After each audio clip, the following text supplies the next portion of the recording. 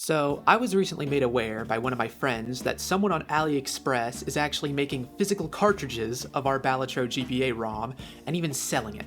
Honestly, I found this really funny at first because the project isn't even finished yet, and someone is trying to sell a bootleg of a work in progress for the game's demo. It's gonna be outdated pretty quickly.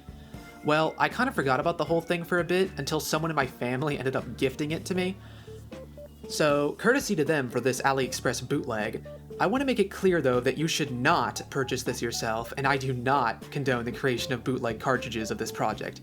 They were scammed, and you will be scammed too if you buy physical bootlegs of this. Now, for some fucking reason, it came in this incredibly unnecessary packaging. The reason this is strange to me is because I got another GBA cartridge off of AliExpress before, and it came in this small padded envelope. Anyway, one of the first things you'll probably notice right away on this cartridge is the fact that it has the GBA Gamebox banner on the sticker for some reason. I really don't know why they did this. No other GBA game has this sticker on it as far as I'm aware, so it really doesn't make any sense.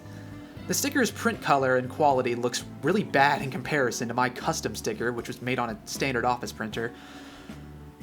Now, the thing I was most curious about was if the bootleggers kept the splash screen.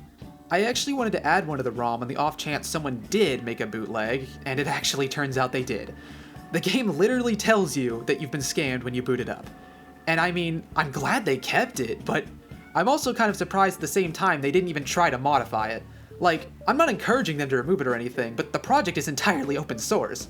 They really just kept it as is when putting it on the cartridge.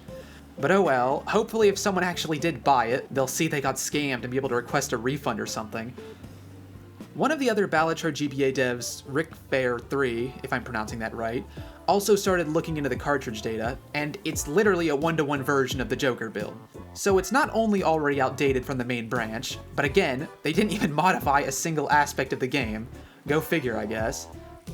Some other oddities that were noticed were that one of the screenshots is actually from the e-reader port by Matt Greer, and another one was taken from a Reddit post as well.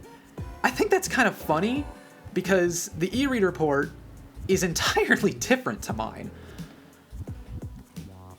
On top of all that, the bootleg is actually more expensive than the real game on Steam, so it truly is a ripoff in every capacity. Actually, if you like a physical copy yourself, it would probably be about the same price, maybe even cheaper, to just purchase some GBA cartridge and a cartridge flasher to make one yourself. Not only does it have the added benefit of not supporting bootleggers, but you can also flash other homebrew games or even newer versions of this ROM as well. So yeah, I think that's all of it covered. I just wanted to make a video discussing this because I thought it was really funny.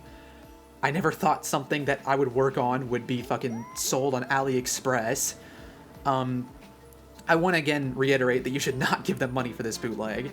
In fact, if you see this listing, you should actually try to report it in order to get it taken down. Hopefully this will be my last video about Balatro GBA. I didn't intend on making this, but, you know, when something like this happens, I end up kind of feeling obligated to. I want to distance myself from Balatro GBA, as it's not really, like, my project anymore, it's kind of the community's, so this is, yeah, hopefully gonna be the last video. Anyway, bye.